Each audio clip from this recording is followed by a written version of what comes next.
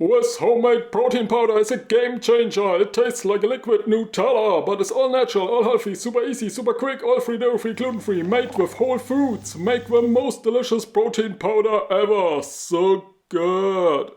So hit the subscribe button and let's get started.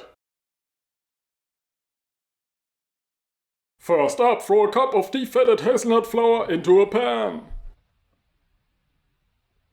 And roast it until you smell a delicious roasted hazelnut flavor like Nutella.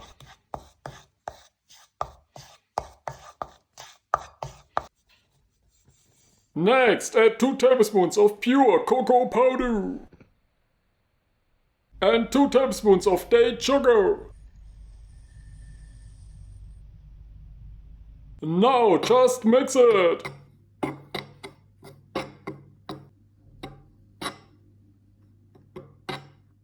Add it into your shake or smoothie.